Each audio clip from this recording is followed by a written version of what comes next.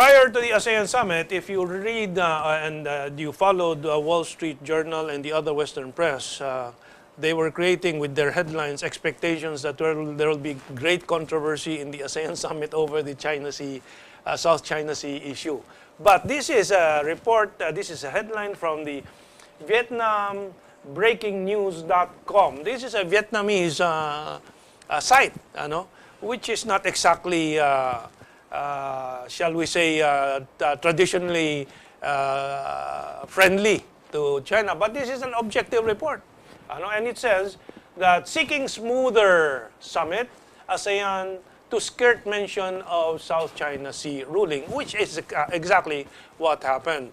And so it was a big letdown for the Western media and the Western politicians. And it has been declared by all reports, even Western reports, that this was a diplomatic victory for China, this ASEAN summit. And I think it is also a diplomatic victory for ASEAN, because finally ASEAN has found its way to resist the pressure from the West and from the United States to keep raising this non-productive and destructive issue of the South China Sea controversy between the Philippines and China, and especially that non-significant arbitration decision. Reactions? Is it a victory is it a diplomatic victory, Rod? Yes, it's a victory. That's first, that's one thing that I can say. The second is that the issue of South China Sea should not have been brought to ASEAN. There are member countries that have nothing to do with the South China Sea issue. And it is the United States, it seems, during the time of President Aquino, that is insisting on bringing up this issue to the ASEAN. That's one thing that in fact, the Chinese have been objecting to this. Now, the entire ASEAN countries have been awakened to the reality that why is this topic, why is it that this issue of South China Sea is being brought to us? And another thing is that, as I mentioned earlier, freedom of navigation is not really an issue. The United States is trying to widen the issue to make it acceptable to other countries in the ASEAN by raising the issue of freedom of navigation. The Chinese government, China has never interfered in the freedom of navigation in the South China Sea. That's one thing. Okay. ASEAN, as we were discussing, you reviewed the history of ASEAN. It started as a sort of a preparation for a military alliance, right? Seattle and so on. Actually, it was an offshoot of the Cold War, 1967. Take note at that time, it was a bipolar world. The liberal capitalism represented by America and Western Europe, and of course the socialism represented by China and Russia. And the small Asian nations were at the time perceived that communism might spread all over Asia. Domino theory. Yeah, they banded themselves. It started with I think Philippines, Thailand, Singapore, and Malaysia. They started with ASA, Association of South Asia. I think Thailand was part of the original five. Thailand was very much part. In fact, it was decided there in Thailand, in a beach house there in Thailand. What I'm trying to say, I'm impressed with how ASEAN evolved, from ASA to Mafilindo, to CR, until the present day. They always adapt to the changing times. Now, it's one of the powerful alliance here in Asia. Unlike the European Union that started with strong nations with specific functions, ASEAN was started by very small nations, which evolved through time, invited other members, even go out of its region, invited Russia, USA, and Canada. And a lot of differences were resolved through this association.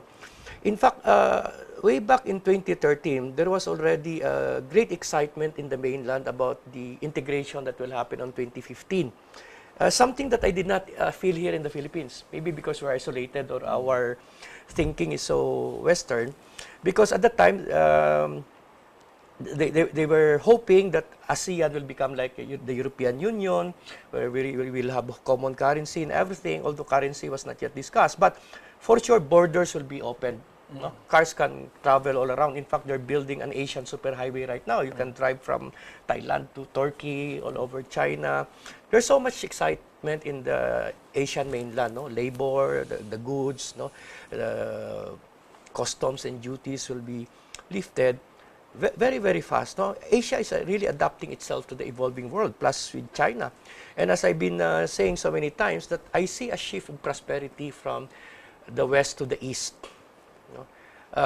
Many Western countries are on decline, economically, morally, no, even physically. No? Everything is here, and I'm very, very excited with what's happening here in the region. That's why, it's Asia's time. as you mentioned Asia's in our discussion, suddenly the United States refocused its attention to Asia and announced the Asia pivot, precisely because of that reason. Recently, I heard a speech of Obama. He said that in order to sustain our economy, we have to do more exports, and they look at the ASEAN community with 600 million population as a big market. But they find it difficult to compete with China, whose products are cheaper. And the proximity of China And to the proximity, neighborhood. of course. You know, and that's why they have to, like what they did to the Philippines, no, creating state apparatus to see to it that we will never industrialize, so that we will be a constant dumping ground of their surplus product and source of cheap raw materials and labor. Yeah. Rod, your reaction? As I said, free trade under the concept of TPP is not the issue.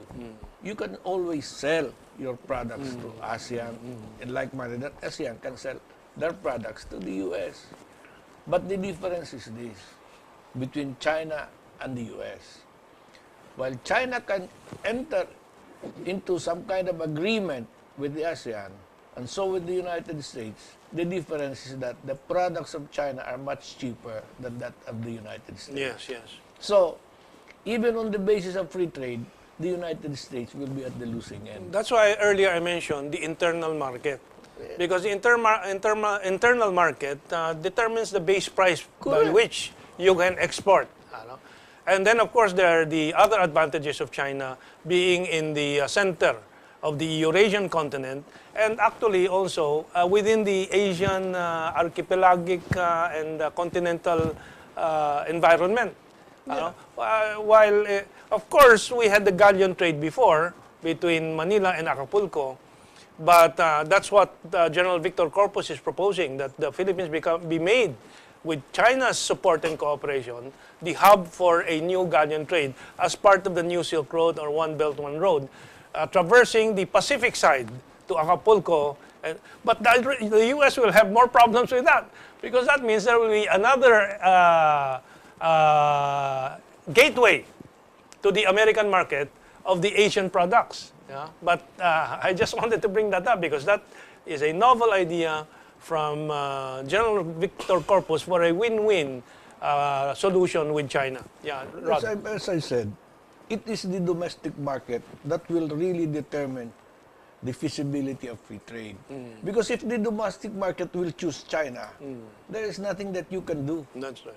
In like manner, that take for example Burma. Many were the U.S. was expecting that the election of Aung Suu Kyi will be a changer. Suu Kyi. Aung Suu Kyi, how do you call it? Aung San Suu Kyi. Aung San Suu Kyi. Yeah. Will now the Burma will now Veer towards the west. Veer towards the west. Yeah. But It did not that happen. lady is far more realistic. That's right. Far more realistic because the link between China and Burma is far more advanced than that of the United States.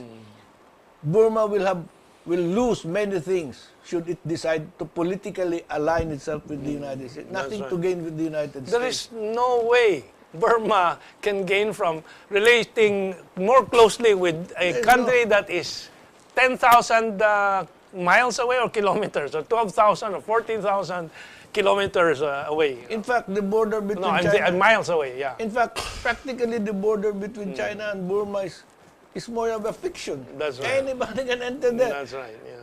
Products coming from China are being sold in Burma and products in Burma are also being sold in China. So I think China's victory eventually will not just be diplomatic with ASEAN and ASEAN too, but it will be inevitable, and it's not just diplomatic, but instead economic victory also. I think in terms of the Philippine concerns and interests, I think it should be understood here.